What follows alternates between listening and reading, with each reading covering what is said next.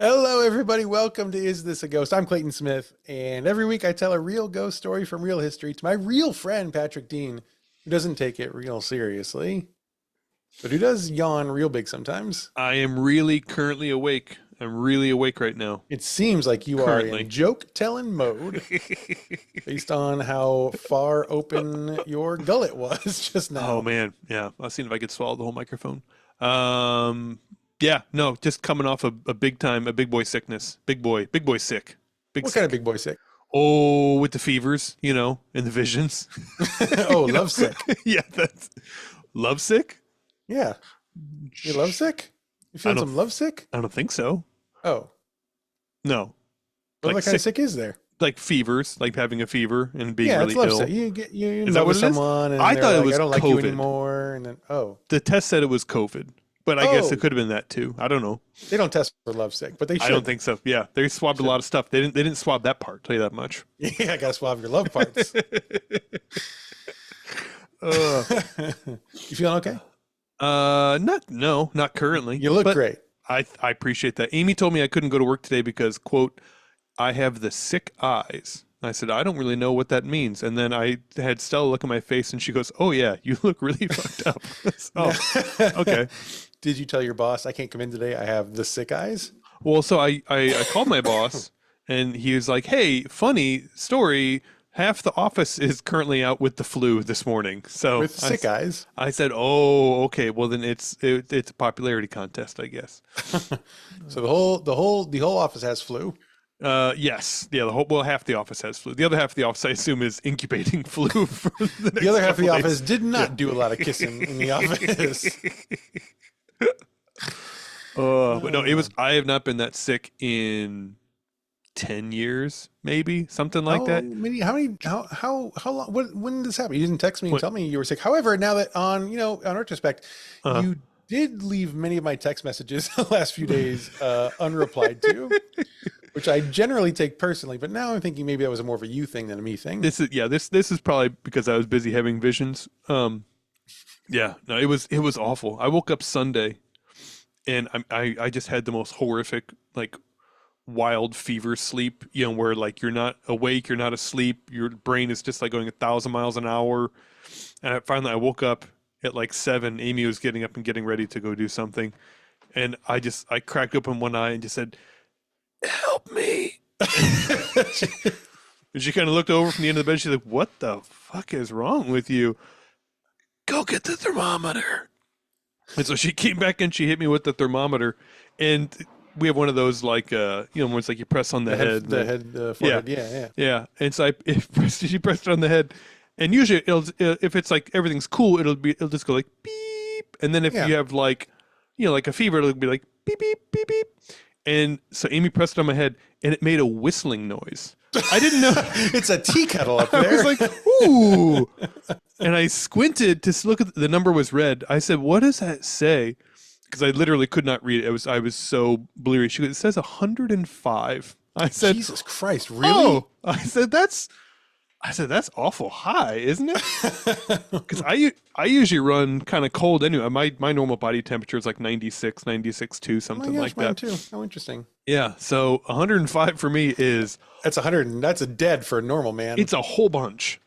So yes, I got in a cold shower and got back in, sat up in bed and scanned myself a few more times, and it got down into like the 103s, the 104s, and I was like, You okay, thought, this well, is brain's not cooking anymore. I guess we're fine. manageable. It's manageable. I was like, Amy, no need to fry eggs on this guy's gourd. You can go do that on the stove. And she's like, I had a half dozen ready to go. Yeah. So that's that's upsetting to hear.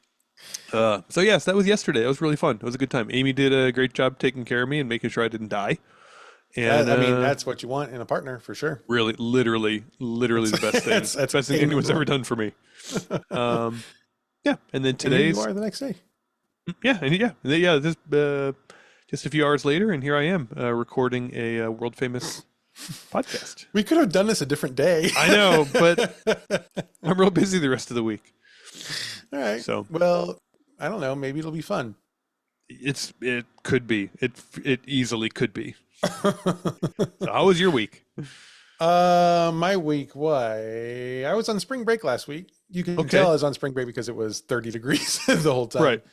I just had a Um, hard time telling who you were on spring break because I really can't tell the difference between when you're working and when you're not working. So that's there's not that nice to part. say. That's It's not really nice to not, say. It's not but nice to say. honest. Now I It's understand why honest. you say it, Yeah. but it's not nice to say.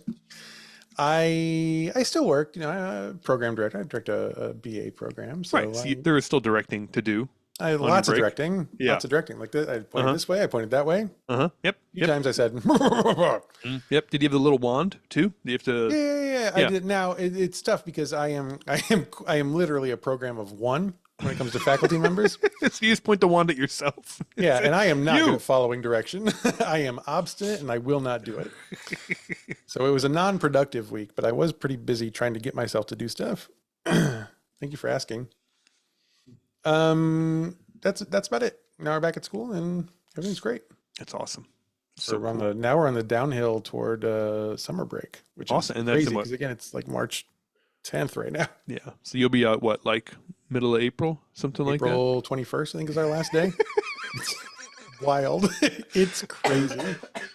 I like that I even joked with middle of April and you still managed to nail it. Yeah. I wasn't serious at middle of April. And yeah, here we are. I know. I know. Um, so anyway, I do have the best job. Thank you for asking. Let's see. So we'll get into it today. So we did, this is, I don't know, we ran a pretty big ad campaign, the last few days. So we've generated, quite a few new listeners, which I think is Oh. really exciting. Great. However, Right? we couldn't. It's great. Yes. Broad strokes, awesome. Now, I will say we advertise on Spotify. And on Spotify, you can't really necessarily like granularly Oh, target okay. your audience. Sure. Right? Yeah. People that are like, ghost adjacent or Yeah. people Yeah. that are There's generally creeps. No, you can't do stuff like that. no, because that's our bread and butter. If you advertise on Facebook and Instagram for all for all the reasons that none of us like Mark Zuckerberg, like what they have going for them is you can very very directly say like creeps who like watching ghost hunters by themselves Right. at 3 a.m. Mm. and we have all of those. And hello everybody. But on Spotify, it's much less. So we cast a wider net. And so based on the reviews, the comments we've gotten on some of our comments, or some of our episodes since then, I think it might be helpful to do a little exercise here just to do some level setting for everyone. Oh, great idea. Great idea. Like if this may be the podcast for you, it may not be, and we want everyone to be comfortable. Let's figure it out right now. We're at the 9-minute mark. Let's fucking go. Let's go. Ready? So I have a test that I want to just try. You Sure. good with that? Okay. Yeah. I've had lots of tests the last few days. So Okay. let's do more. It's a really easy one. Ready? It goes like this. Black lives do matter. Okay. Okay, now it's just us. Okay. That's okay. So, Cool. I think That that's was going to easy. do it for us. I will say we've had some politically opposed comments, but actually from people who seem to like the show anyway. And Hey. I want to say Big Tent. We're building bridges. We're building bridges. We're building bridges. Bridges of ghosts. Mm-hmm. Now, it's hard to walk on those bridges because they are incorporeal. But we're building them, and we are hoping to make that. So if you don't agree with our political views, that's okay. Most of the show is not that, and we're so happy to have you.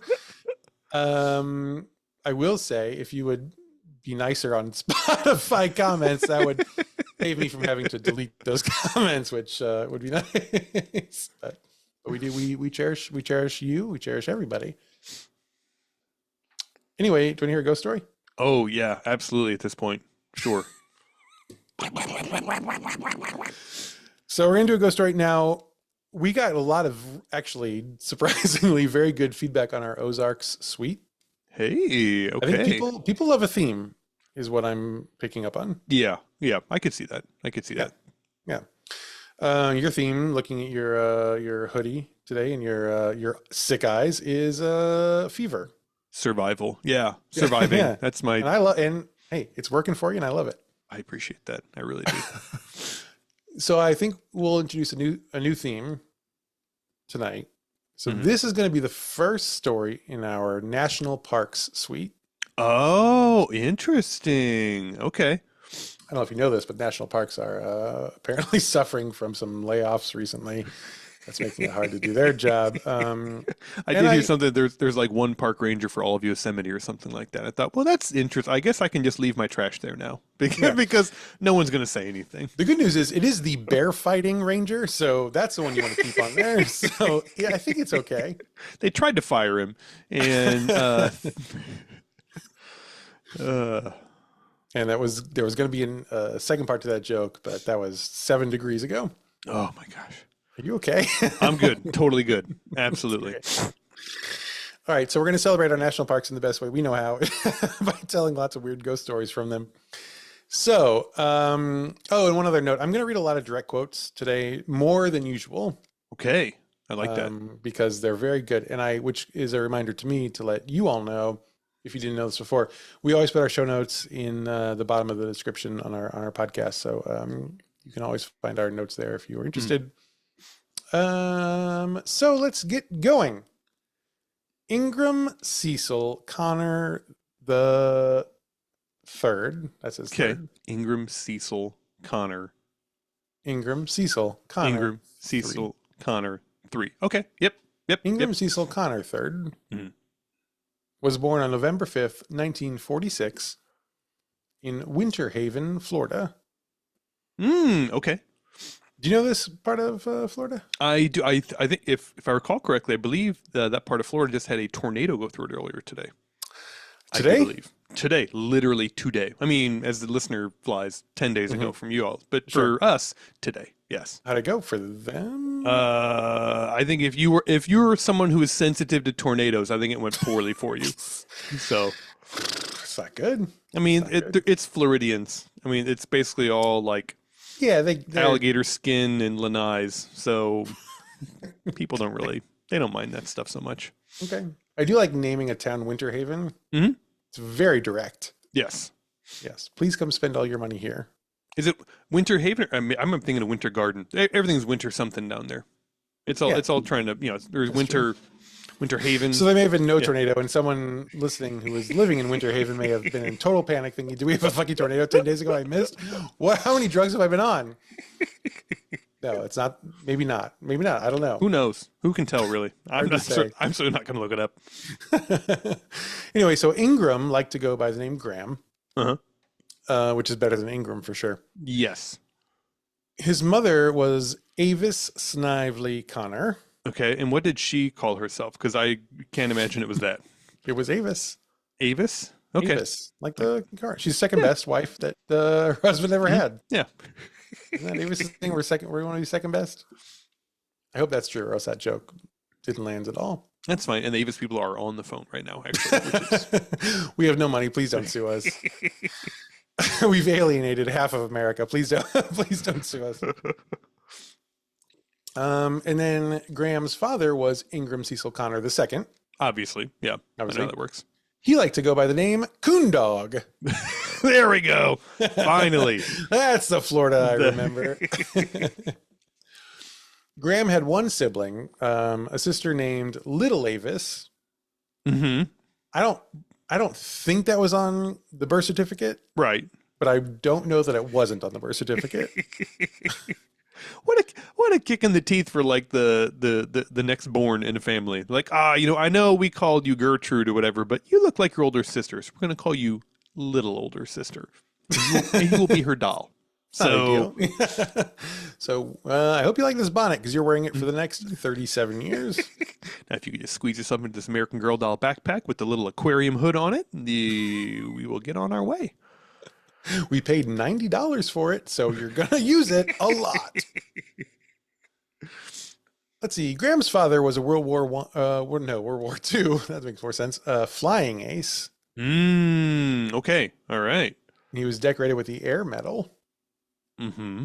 which was a medal that Right. actually was created during or immediately after World War II for people who did good stuff in the air. Okay. Yes. Acrobats, pilots, Jugglers. Yes, yes, absolutely. all those people, Mhm. everything.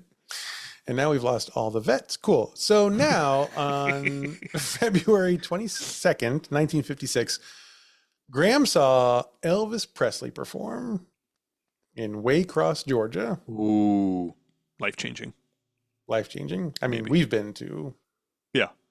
Graceland. That's what it's called. Mhm. And we've Yeah. been there. Absolutely, yeah.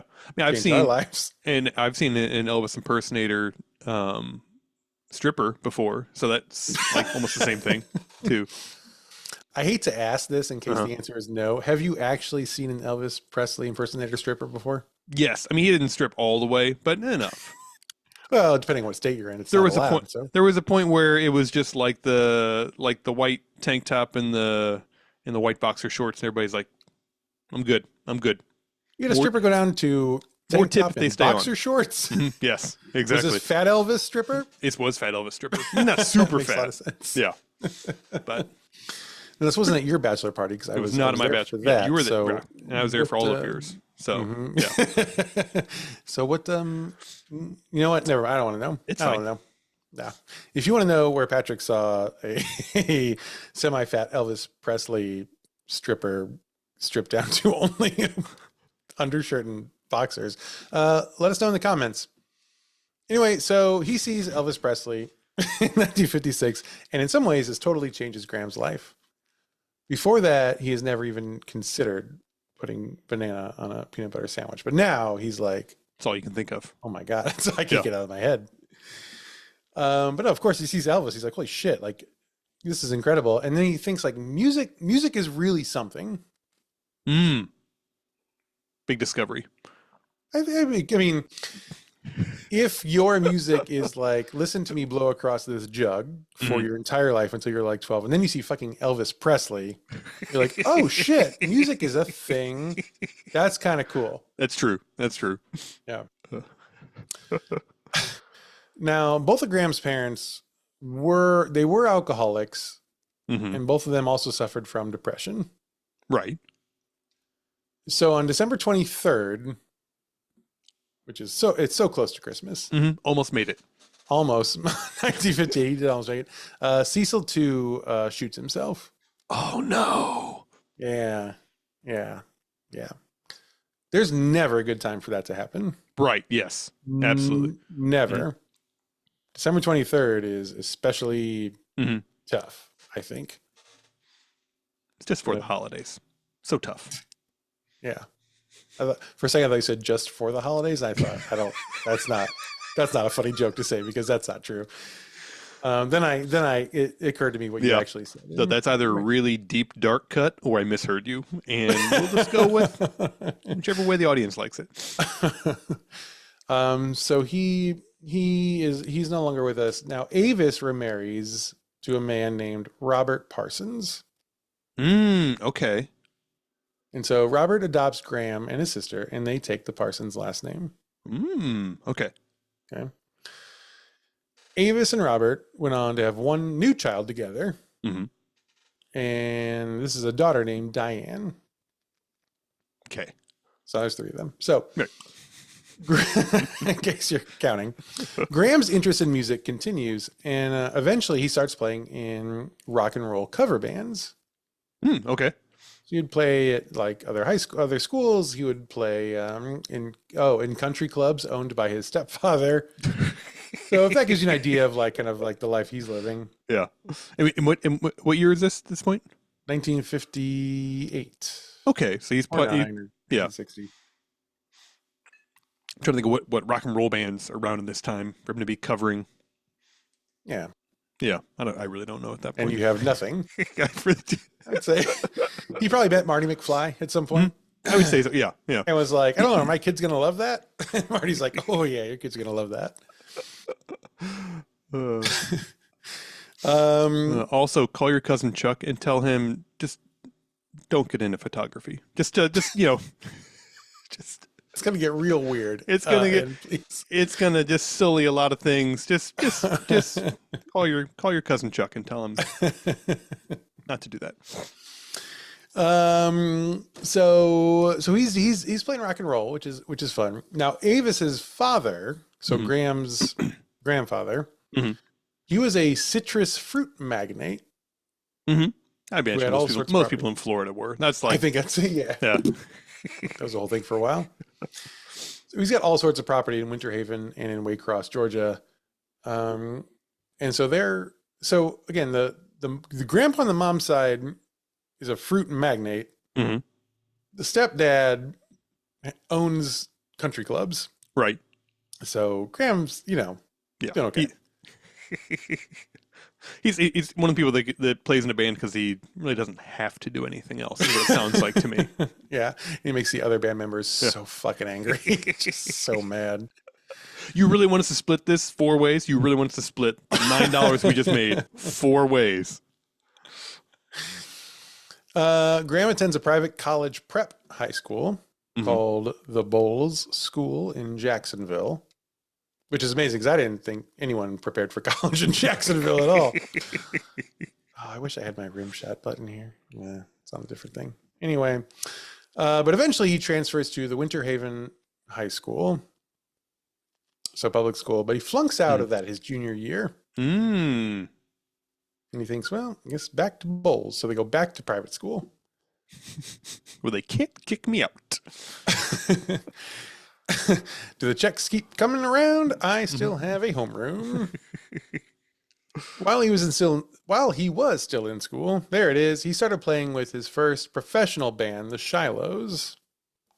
Which I think is professional. I think is used in its its loosest term. Yeah, they made $9 one time. That's basically professional. And that is professional.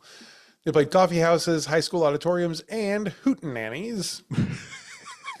Do the hootenannies pay well? I can't imagine they do. I wouldn't think. Yeah, I imagine they're probably paying corn whiskey. That's my assumption. Pelted with nickels at that point. Like, I hope I gather them all up. You're playing in like the bar from Roadhouse behind a chain link fence. I'm like, oh, okay, that's fine. Money spends all the same. Yeah, you're the Healy band. Now this is a professional band, so they're making money, but he's still in high school, so it's like we can't play too many shows. And sometimes the other members of the band, who I think at least some of them were also in high school, they were like, "We're leaving this area to go play. Can you come?" And he's like, "No, I have school." So he would only play in local shows, but he did make it up sometimes. I guess the Shilohs were actually pretty good because he would make it up with them sometimes to New York City. Oh, wow. And they would play regular appearances at the cafe. It says Radio. I know that, what is it called? Raffio, I think. I don't know. Anyway, my notes app has corrected this to Radio. It's not Radio. There's a cool cafe on Bleecker Street in Greenwich Village that really was awesome, and it's not called Cafe Radio. That's one of the other cool places in Greenwich Village. So cool. Search Greenwich Village, Bleecker Street Cafe R, and it's probably the one that comes up. Yeah, absolutely. We'll wait. Yeah. So you get it. So yeah, okay. So multiple members of the Shilohs are in high school, I think. So they had a meeting with Albert Grossman, who's a pretty famous folk and rock and roll manager from years past. And Grossman is like, these are kids. Please leave my office. It's not going to work. So in the spring of 1965, when Graham is a senior in high school, the Shilohs disband. It's tough. Like all the greats. Like all the greats. If a band exists past high school age, they're less good than the greats. Exactly. Don't trust anyone older than 18. That's what I've always heard. Oh boy. Going down that rabbit hole. So a few months after they disband, Graham, of course, finishes his senior year of high school. On graduation day, June 5th, 1965, Graham's mother dies of complications from alcoholism. Oh. No. You make a joke? No, it's very sad. This is very sad. Yeah. I mean, the good news is it's not even close to Christmas, which is nice. You really did make a joke. All right. I thought I was making a joke, and you know what? Joke's on me. So she passes away, obviously very sadly. Now it turns out that Robert Parsons, his adopted father, had been having an affair with Diane's nanny. Oh, gross. And they were married very shortly after Avis's death. Oh, super gross. So super bad, super gross, super bad. Graham goes to Harvard. Oh, okay. So failed out of a public school in Florida and then straight to Harvard. Yeah. Hmm. It's actually not as surprising a path as I think we would all like to think it would be. I did fail out of public school, but my parents have a shit ton of money. Can I come here? Oh, Yeah. yes, you can. Your endowment's looking a little thin there. What if we just shore that up a little bit, huh? You know what? You don't even have to come here. Here's your degree. Yeah. You're a doctor now. So he goes to Harvard for one semester and he thinks, nah, I don't think so. So he drops out. They misunderstood the whole money thing because they're still making me do homework and shit. I guess our endowment wasn't big enough. So I'm out. Now, of course, Graham's not really motivated to earn a degree and get a career because he's got all this money. And plus, when he turns 21, Graham starts to receive his trust fund income from his grandfather Oh, okay, yeah. of $30,000 a year. In what year is this? In enough years that today it's worth $250,000. For doing nothing. $250,000 every year for your life for doing nothing. So he decides this is a good time to dive all the way into music. Yeah, absolutely. Yeah. And probably lots of recreational drugs because Oh boy, are we going to talk about recreational drugs? So Graham and some other folk musicians from Boston, they form a group called the International Submarine Band. we've already gotten into the recreational drugs, I guess, is what I'm Yeah, saying. we're in our Beatles era for sure. Now, this will not prove to be the most insane band name that you're going to hear tonight. Okay, so, good. Yeah. Prepare yourself. They moved to the Bronx for a short time, but then they head out west to the City of Angels. That's Los Angeles. Los Angeles. I thought your face was confused or if you were yawning. I was going to make a joke about it, but you called me mid-yawn. I was going to... Okay, let's Jeremy take us again. They move out to the Bronx for a short time, but then they head out to the City of Angels. Vancouver. It's a B- joke. Okay, good. That's fine. Yeah, That's I fine. like it. I'm feeling like F plus right now, so B- is great. F stands for fuck me. I'm fuck me plus right now. Please extra. Please let me die. Why are you making me record tonight? I just want to die. They get signed to a label. Actually, they start recording music. Hey. And the band actually even appears in a Peter Fonda film in 1967, a film called The Trip. Hey, okay. Which I've never heard of before, but hey. No one has. It's okay. No, but Peter Fonda was a big deal. I've heard of him. That's okay. So they're performing. They perform as a band in the background of this movie, which I actually brought me to a question that I wanted to ask you. What is your, putting you on a spot here a little bit, what is your favorite instance of a real band being a band in a movie? Of a real band being a band in a movie. Yeah, and I was originally going to say, what's your favorite instance of a real band playing a fake band in a movie? Right. But I think it doesn't matter. If it's a real band and they're in a movie as like a background band. Okay, definitely going to be Cannibal Corpse in Ace Ventura: Pet Detective. Got to be. Oh, that's a good one. That's the one. That's the one I always think of. You think about that one. What about you? My number one was Tito and Tarantula from Dusk Till Dawn. God, that's such a good one. That whole sequence. Yeah, it's a good one. But I also have written down here as a note, just in case you had picked the same, because I thought there was a chance you picked the same one, because we share an affinity for From Dusk Till Dawn. But in a cool way, not in a weird way. Right. Yeah. Like a cool normal way. I had a runner-up, which was actually, as you alluded to before, it was a Jeff Healey band in Roadhouse. As a matter of fact. And then that movie, I was wondering why that was on the tip of your tongue. I was like, geez. you know, the fucking Healey band? What? Weird. Okay. Actually, and thinking about the Jeff Healey band in Roadhouse is what made me change the question from band has to be a fictional band in the movie to band could be a real, like playing themselves. Because Jeff Healey band was real and really did it. Ace Ventura, that's a good one. That's a good one. Anyway, so they're in this Peter Fonda flick, and one of their songs was actually even put up for the soundtrack. But the soundtrack people were like, I don't think that's right Yeah. for us. So no, thank you. And not long after this, despite lots of fame, the International Submarine Band disbands. Oh, But right around this time, this says David Cross. Is that right? Or did I just type David Cross because I was thinking about David Cross? thinking David Crosby. That's the one. Okay. Yeah. I think I know where this one's going, so I'm pretty sure it's Crosby. Oh, you've heard of Gram Parsons before? Yeah, maybe just a little bit. Okay, so right around this time, David Crosby and not David Cross. Although if they had gone with David Cross, it would have been also phenomenal. if they want to make a Crosby, Stills, Nash and Young documentary and they don't choose David Cross to play David Crosby, I really don't know what they're doing. It's right there waiting for you guys. So David Crosby, thank you, and Michael Clark leave this little band called the Byrds. Mm-hmm. I've heard of it. And so Parsons auditions, and he's added to the band. He makes it. Mm-hmm. Because he's apparently a very good musician, despite all the drugs that we'll talk about very shortly.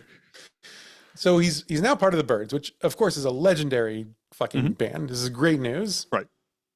Except for the fact that, and this is a quote, he was not regarded as a full member by the band's label, Columbia Records. Consequently, when the Byrds' recording contract was renewed on February 29th of 1968, it was only original members, Roger McGuinn and Chris Hillman, who signed it. They would not allow Gram Parsons to sign because he's not technically a Byrd. Parsons was hired as a sideman, technically speaking, and received therefore a salary from McGuinn and Hillman. He's like, I'm already getting a salary from my grandpa for doing jack shit, so I really don't need another one here. Yeah, I mean, this is actually a who cares for him. Asked about this later, Hillman would say, quote, Gram was hired. He was not a member of the Byrds, ever. He was on salary. That was the only way we could get him to turn up.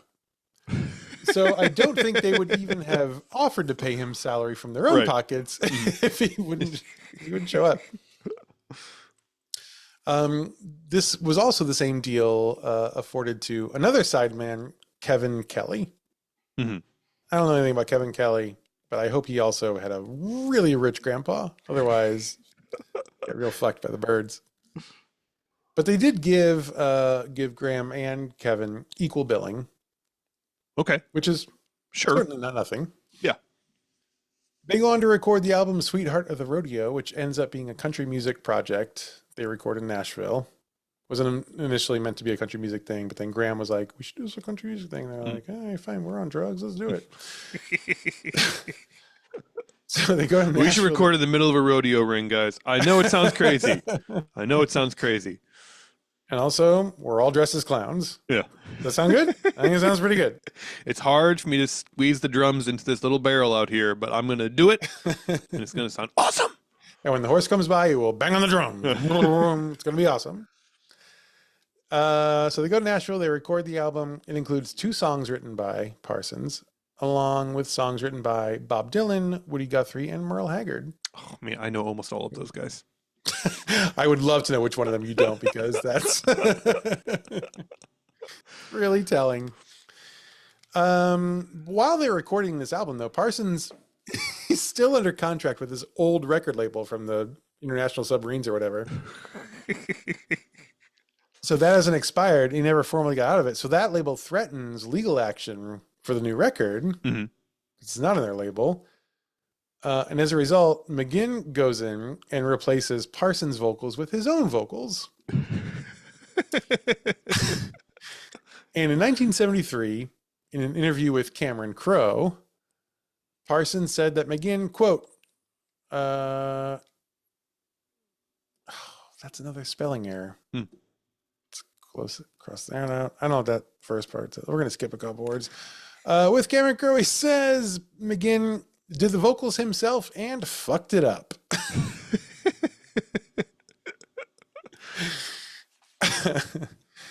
In 1968, the Byrds were planning a tour of South Africa.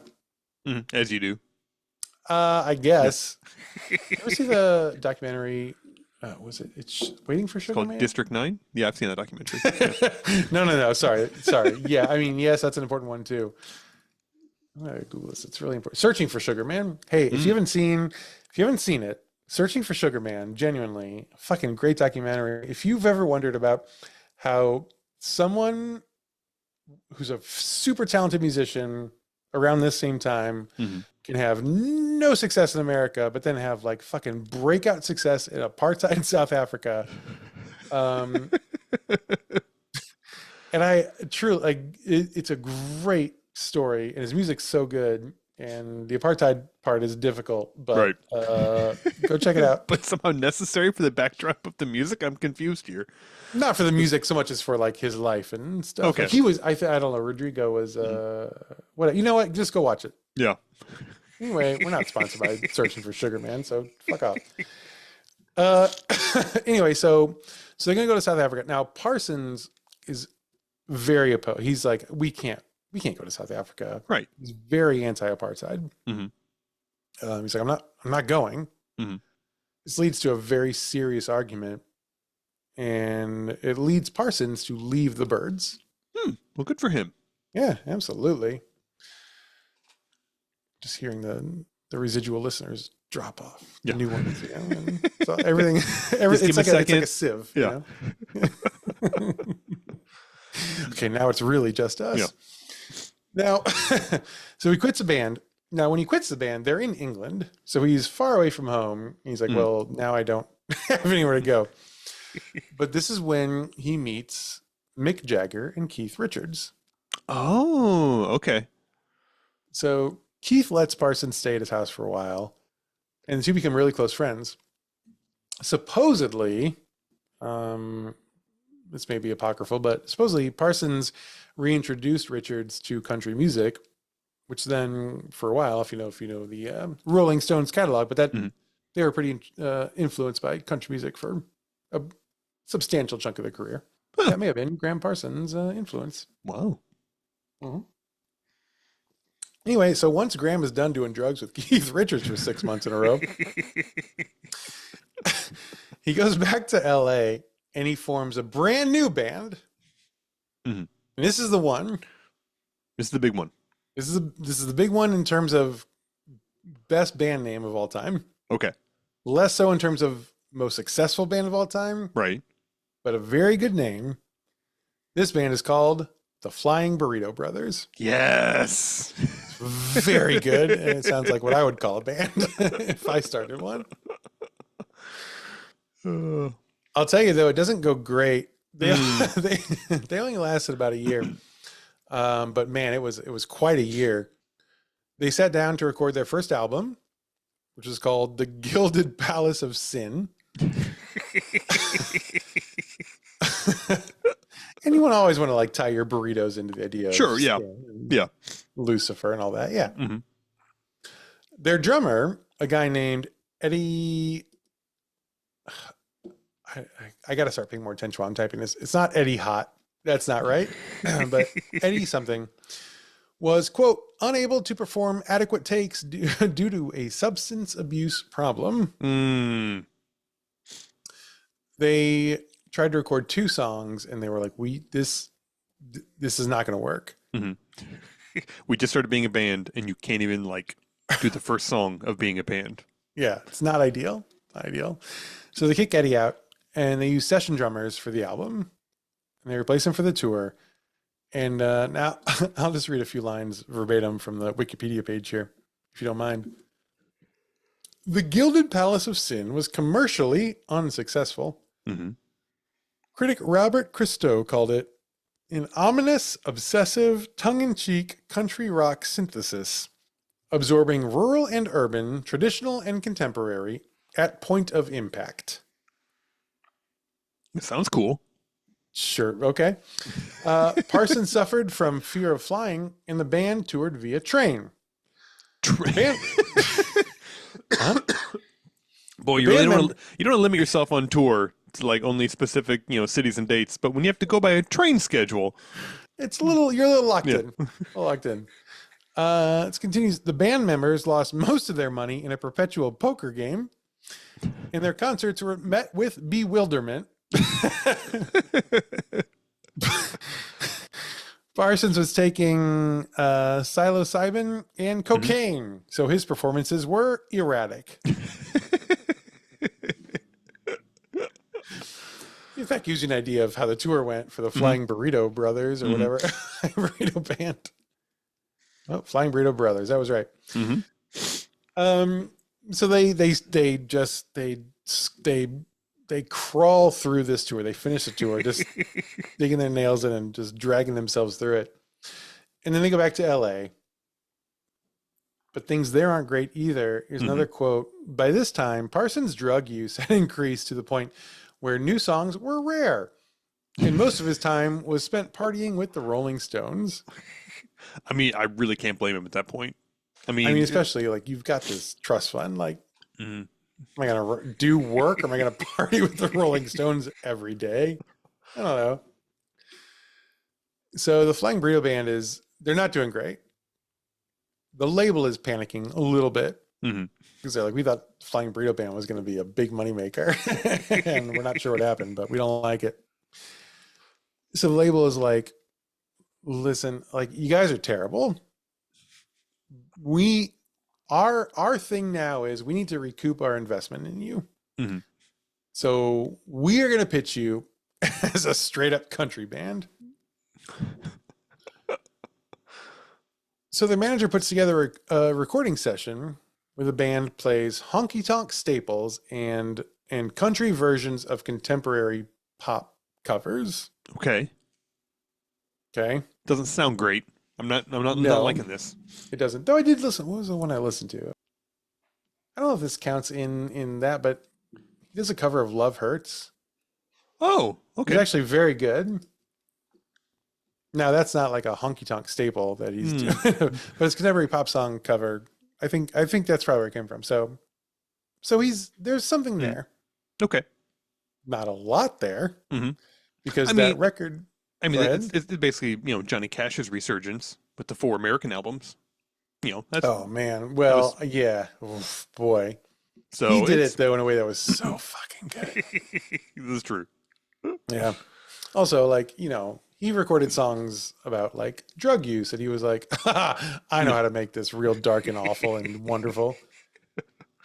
Anyway, so that record ultimately is scrapped in favor of a second album of originals on an extremely reduced budget. I don't know why that is. Again, the only song that I've heard from that is a Love Hurts, which was pretty good. I don't know why you'd go away from that and be like, actually, you know what? Originals from the Flying Burrito Band or Flying Burrito Brothers is the way to go. But they decided to do it. Do you want to guess how it did? I'm going to guess it did poorly, is my guess. The Flying Burrito Brothers disband. Oh. But for reasons I didn't pick up on from this article, the label still likes Gram.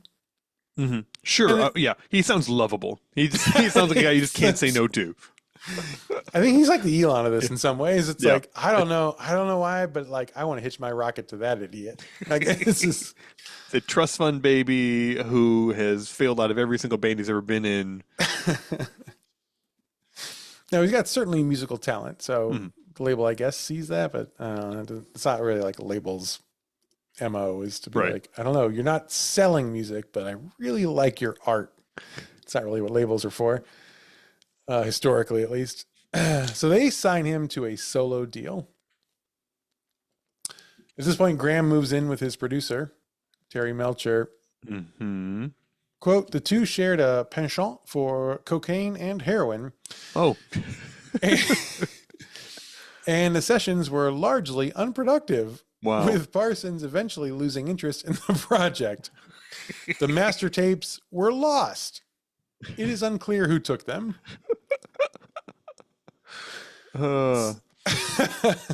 So Parsons is a mess. Now, he decided to go along with the Rolling Stones on their 1971 UK tour. And his hope at this point is to be signed to the Stones' new record label that they had just launched at this point. Keith Richards puts him up in Keith's own French villa. Oh, wow. which I imagine is fucking phenomenal. Yeah, probably smells terrible too. It just smells like sex in every room, and it's part of the charm. Mhm. Now they're recording Exile on Main Street there at the villa, and the thought was, well, if Graham's here, he can help us out with the album. Oh, okay, sure. Sure. I mean, he's obviously a very talented musician, supposedly. Here's a quote. He contributed little to the process. Let's see how he fails up this time. His drug use and his constant quarreling with his girlfriend led Keith Richards' girlfriend, a woman named Anita Pallenberg, to tell Keith, "You gotta get this fucking guy out of here. He's gotta go." And Keith is not a stupid man. He knows the right thing to do here. And he tells Graham, like, you gotta go. Yeah. And another quote: Parsons attempted to rekindle his relationship with the band on their 1972 American tour to no avail. So he's really fucked up that relationship. He fucked it up good. Mm-hmm. So Parsons goes back to the U.S. And decides to do a one-off concert with the Flying Burrito Brothers. I remember when life was good. Life was so good. That one year we were slowly getting canceled by our label. Ah, yes. As we crawled across the U.S. on Amtrak. It was fantastic. So they're in D.C. for this, but while he's in D.C., he meets an artist named Emmylou Harris. Oh. So I don't know how far Emmylou Harris's fame extends to our. I don't know if it's she's a big name in our UK friends, but she's a fucking legend. Mm-hmm. Truly. And so they meet, and Parsons asks Emmylou Harris if she'll help him record his first solo album. Which feels to me like not a solo album. Right. Quite frankly. I'm recording a solo album. I'd like you to do some of the work, though. Just, Yeah. And I guess maybe his original label dropped him at some point, but she says yes. And then, quote, it came as a surprise to many when Parsons was signed to Reprise Records by Mo Ostin in mid-1972. He records a solo album called GP. And the band is made up of several members of Elvis's TCB band. Who are so desperate for work now, I guess. If we don't get this job, I got to go back to stripping. I'm not doing that.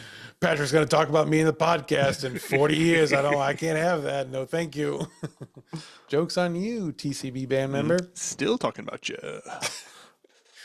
This album had 6 new songs from Parsons, along with several country covers.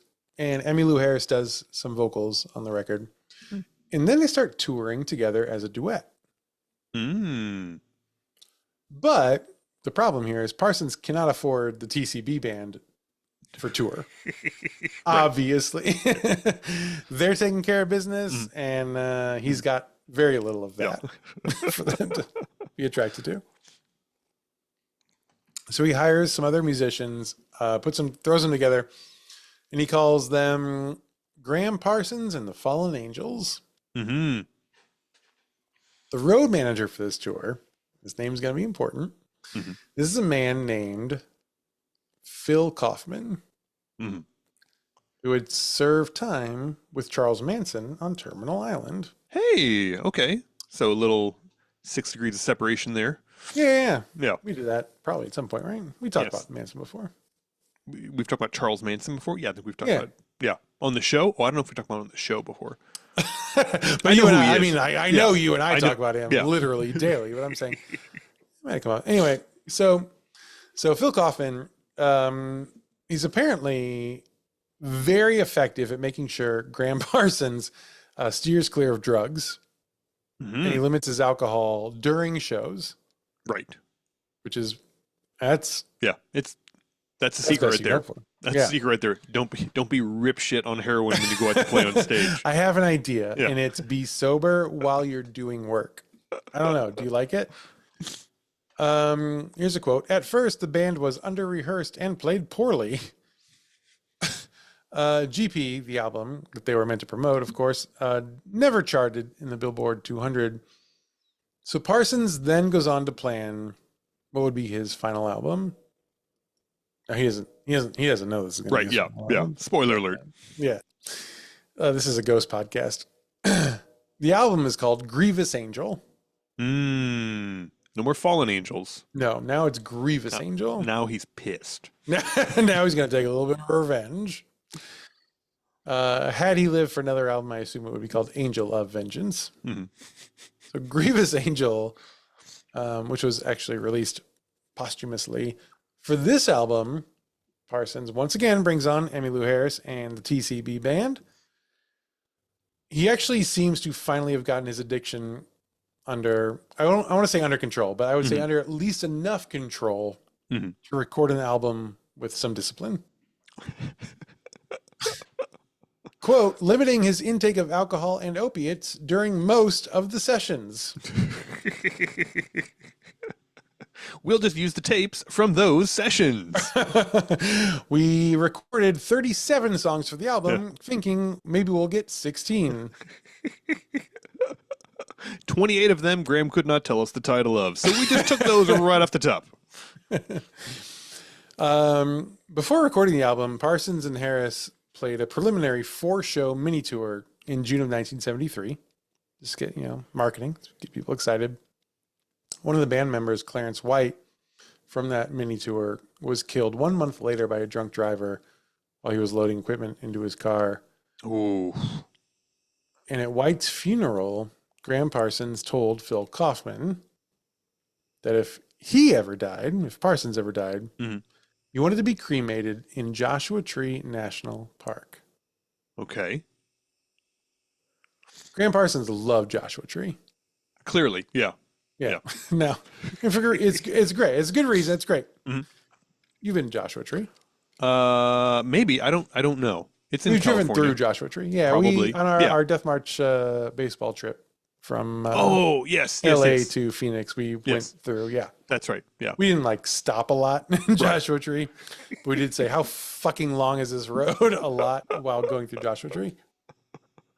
Do you think there's anybody out there who gets their remains cremated and spread somewhere spitefully?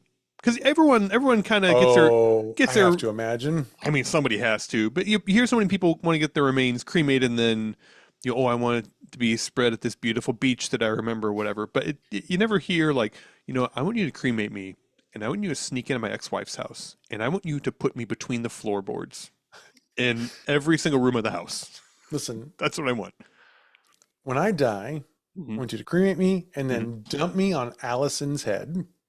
That fucking bitch.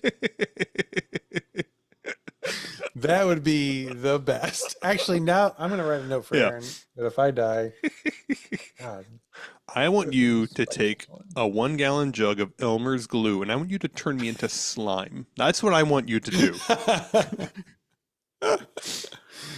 And here's a list of people I want you to slime with my slime.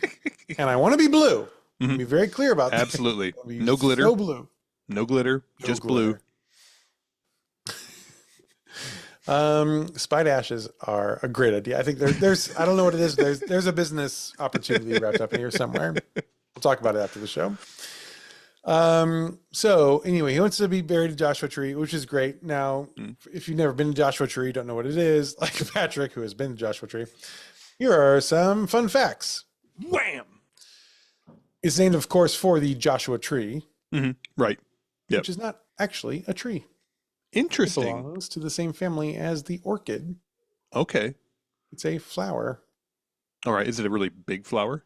Huge flower. Okay. Not as big a flower as, here's another fun fact. Wham! Unrelated, but did you know palm trees are also not trees? They are flowers. Interesting. If you ever want to feel like the most insignificant you could possibly feel, just go to California or Hawaii or something and walk around a lot of palm trees and be like, these are flowers. And I've never felt smaller, literally and figuratively. That's my favorite hobby, is actually walk around Southern California and stop people on the street and explain to them that these trees are not trees. Hey, look, hey, excuse me, hi. Hey, I'm not from here, but, and they say, yeah, I know. Yeah. Anyway, Joshua trees were named after the biblical Joshua Mm-hmm. by early Mormon settlers. Okay. So they were the ones who got it wrong.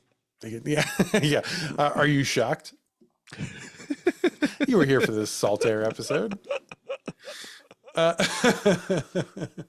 Joshua Tree is another fun fact. Is an international dark sky park. Places you can go Okay. and just see like actual stars the way they're meant to be seen with no light pollution. Mhm. Very cool. It contains not one but two. Count them, two deserts. Can you name them, Patrick? I'm gonna go with the Mojave That's one. and the Sonora. That would have been my guess. Also, that's not. Now that's not accurate. It is Colorado. Oh, I the didn't color. even know it was a desert, but I would have said Mojave and Sonora. So you're in good company. Fun fact number whatever this is. Also, I want to say this is really the most important one by some measures. The characters in Slaughterhouse Run, Apocalyptic on 4, go right through Joshua Tree. Interesting. Do they also spread the remains out? They, in some ways, yeah, not Not all of- cremated, but yeah. yeah, Not pieces for 100% sure. of them leave Yeah. Joshua Tree. Yeah.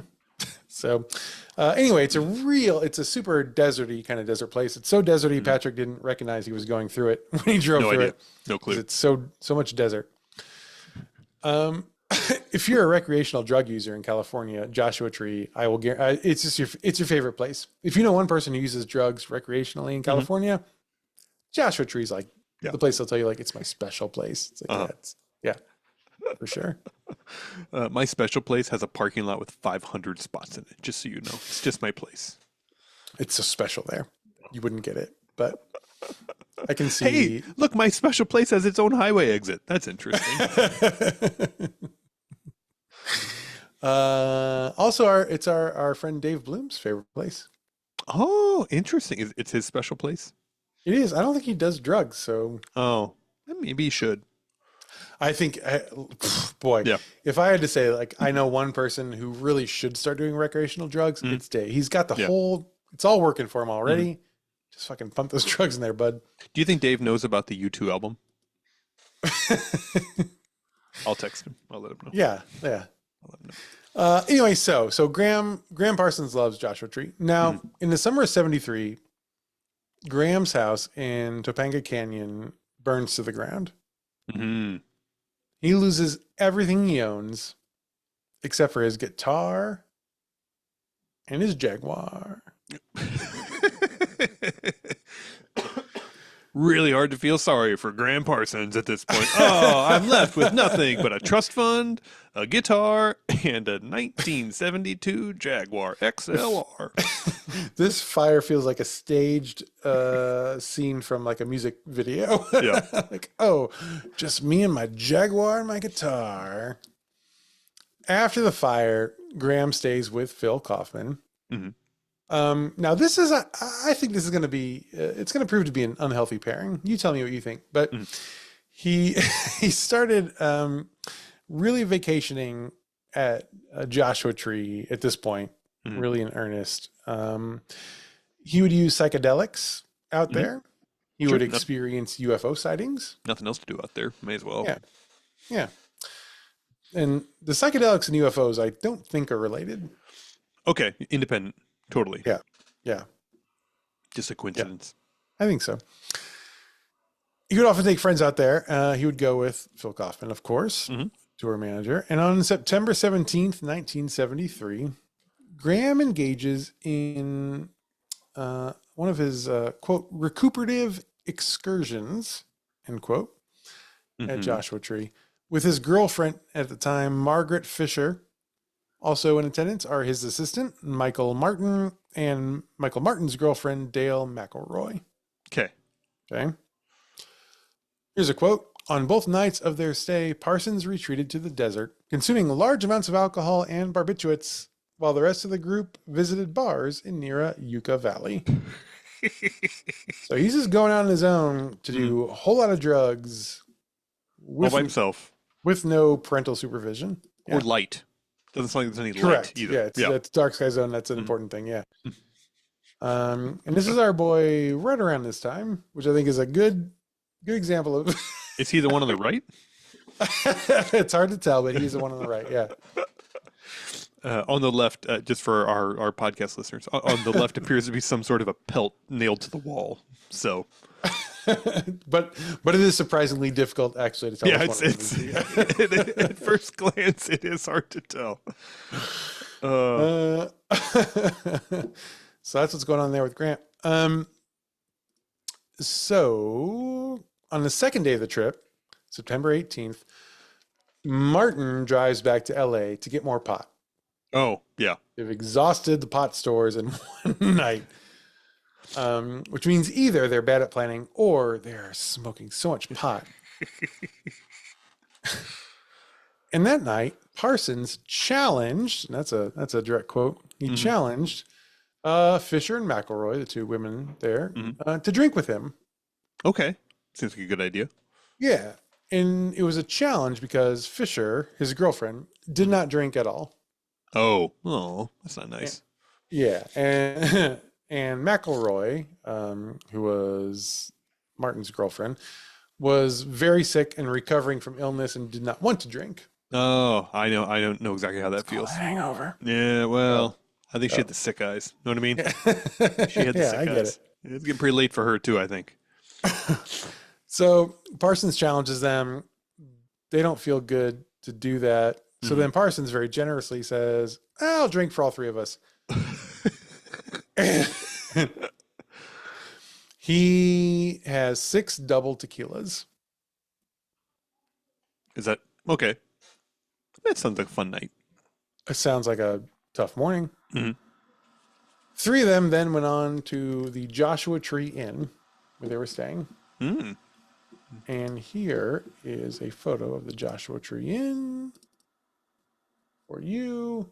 I literally could not find a better photo of the building than Very this. rustic. Very rustic. Rustic Yes. is a good word. Yeah. Yeah.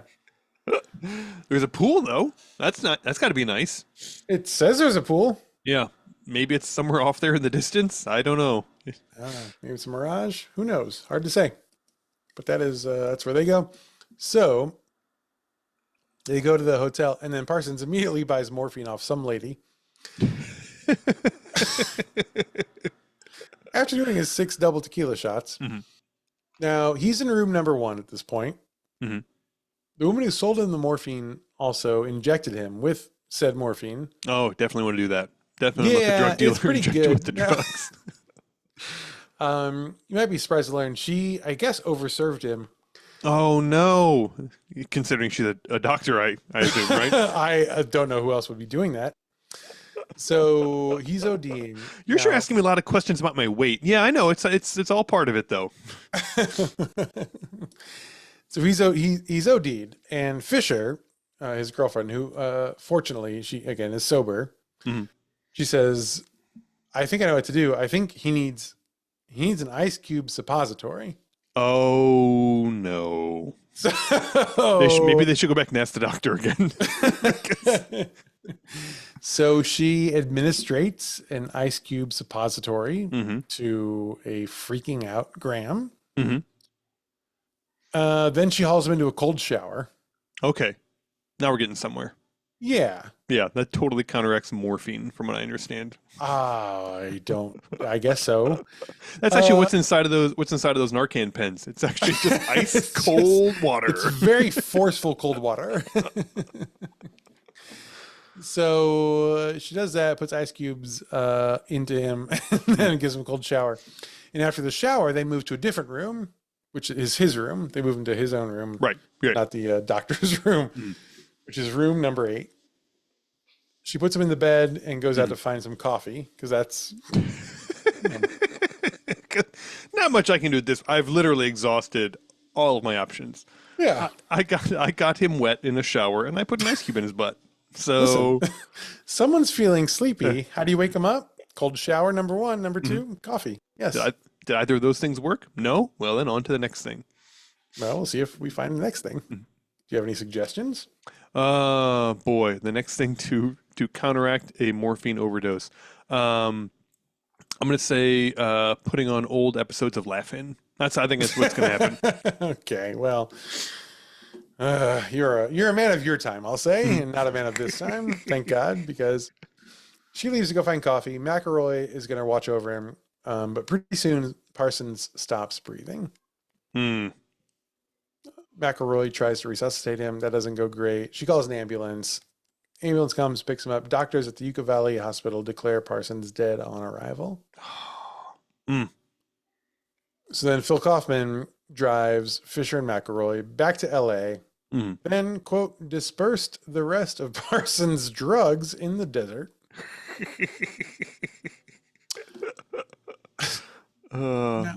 For our friend Ben to find later, I guess. Probably. If I had to guess. What did I just throw up on? Oh, it's drugs. Now here's where things get wild, finally. So all of Parsons' friends know that he wants to be cremated at Joshua Tree. Mm-hmm. Now, you know, and as I've said, this is a national park. It is not a crematorium. Right. Yes. Yeah. I read the website. I read the website very closely, and they made no mention of any sort of mausoleum services. So Graham's stepfather, Robert Parsons, he's still alive. He's like, listen, you fucking hippies, no, absolutely not. He's going to come back to me. Mm-hmm. Now, Robert is currently living in New Orleans. Mm-hmm. So he organizes a private ceremony for Graham in New Orleans. Mm-hmm. He arranges for Graham's body to be transported from Joshua Tree to Louisiana through LAX. Oh, okay. They're not taking the train this time? No, they figured that ship has sailed. He probably won't mind as much now. Yeah. And so Robert leaves the body in the care of a funeral home in Los Angeles. Mm-hmm. So, put us on a plane and... Right. Yeah, I imagine there's a lot of paperwork. Yeah. So they put the body into a coffin. They put the coffin into a hearse. Mm-hmm. They drive the hearse to LAX. Mm-hmm. And then Phil Kaufman, who again, I just want to be very clear, is Gram Parsons' road manager. Right. Stages an incredible heist. Oh, no. Where he and a friend steal the hearse from LAX with Gram Parsons' body in the back. Oh. I checked so many sources to make sure this was a real story. And this is apparently what happened. So they steal the hearse and they drive it not to New Orleans. Obviously. Back out to Joshua Tree because this is what Graham wanted. Mm-hmm. Now, Graham was, I don't remember Graham being particular about being cremated in Joshua Tree. Well, as we've noted, it's not a crematorium. Right. So let's find out what happens. They get to the park. Mm-hmm. They drive it out into the desert. Mm-hmm. They park the car. The hearse. Yes, thank you. Let's get the visual right here. Yeah, let's call They're driving a hearse through space. Joshua Tree right now. Yeah. They park the hearse. They haul out the coffin out of the back. They set it on the ground. They open the coffin. They fill it with gasoline. Okie dokie. And they light a match and drop it inside. Okay. This creates, and here's another quote, an enormous fireball. Gasoline does that every time. Now, we've talked about this before in the show. How hot does body have to burn to be cremated? It's pretty hot for a pretty long time. Like gasoline spills do that? I don't think they'll do that. I think they'll make a big old mess, but I don't think they burn long enough. Especially when they start with an enormous fireball. That I think gets rid of a lot of the gasoline. Most of that goes up there. Yeah. Oh, to live in the pre-internet age. Like, this will probably work. Let's try it. So they do this. So they're burning his body. And now, of course, they steal this fucking corpse from LAX. And so there are some witnesses and lots of law enforcement, people of various stripes. Sure. Yeah. So finding them is very easy. it's a shockingly short amount of time before the police show up. But by the time they get there, the body is already burning Right. on Yes. fire because of the gasoline Right. dumped in the coffin. So the police, they arrest Kaufman and his friend who helped him with this, and and in the end, they are eventually fined $750 for stealing a body, Okay. which is about $5,000 today. Now that's not nothing, certainly. Right. Sure. But holy fuck, are you kidding me? $5,000 to steal a hearse with a body in back and then drive it to the desert and dump gasoline on it and set it on fire? Oh, What a bargain. they're probably thinking, you know what? No harm, no foul. This isn't. Nobody They got didn't hurt. kill him, and that's Yeah. super important. Exactly. Jesus Christ. So so then there's also, they call it a fire unit. Eventually they put out the fire. Mhm. Or it burned out on its own. More Right. likely, I think, probably. Just imagining them like setting a full bore fire hose on this guy's lifeless body inside of a The coffin, bone. blasting him apart, being like, well, Oh, hey, go! Can you? There's Yeah. bones there and there and Yeah. there. You know, we need those. Can you get them? I think this counts as being spread throughout Joshua Tree. This counts, right? I think we can all agree it counts. It checks a lot of the boxes, Mhm. so I think we're good here. I'm willing to bet we won't find all of it, so it counts. So they put out the fire. Now Parsons' body it's not like pristine or anything, but Correct. Yes. From pristine. but it's also not fully cremated, of Mhm. course. Right. So they're like, well, I guess we should take what's left Mhm. and ship that to New Orleans. Why is it on this show about 20% of the time somebody ends up in a bucket? Why is Listen, that? man, you don't make ghosts by accident. All right.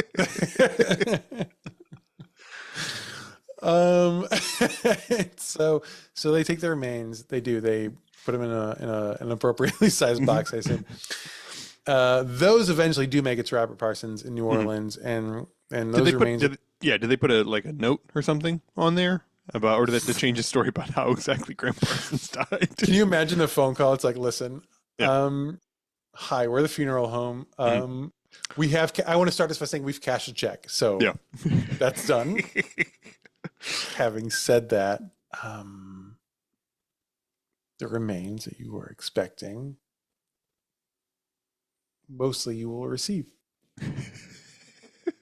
We are putting a box of remains on the plane, and that's coming to you. Mm-hmm.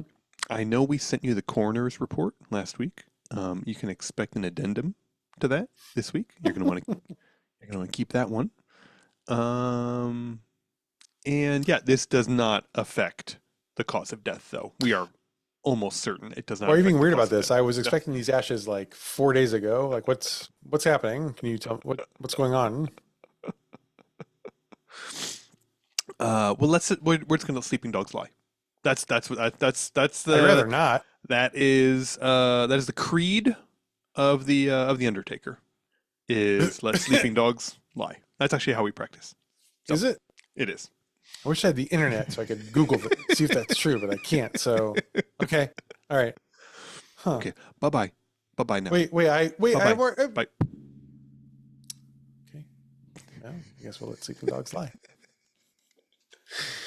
So they send the remaining remains to Robert Parsons in New Orleans. Now, Gram Parsons is buried, or what's left of him is buried in Garden of Memories Cemetery in Metairie, Louisiana, right outside of New Orleans. Yes. Yes. Yeah. You know. I'm very familiar with all those weirdo above ground cemeteries they have. Oh yeah, there's just like a bucket with some ashes in it. It's like, and some bones, some charred bones sticking out, and they're like, Gram Parsons, huh? You like?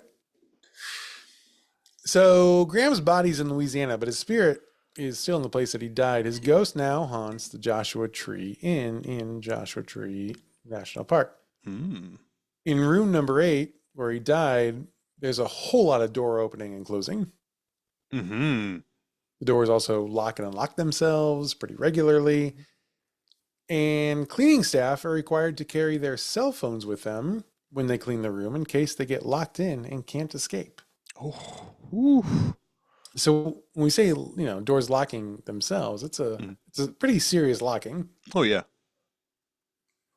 The mirror in the bathroom there tends to rattle violently against a wall.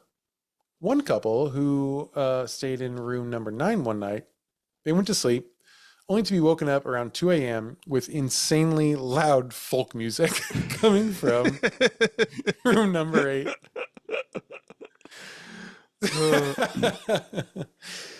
So they go to the front desk to complain, but there's no one manning the desk. Obviously. Why would there be? And so they go back to their room, but like so this is one of the hotels where like the doors are on the outside. Yep. Classic motel. Yep. Yes. So they're going back to their room. They pass room number 8 and the music is fucking blaring and they're going crazy. They knock on the door. No one answers. They knock harder. No one answers. What the fuck is going on? They look through the window where the crack in the curtains are.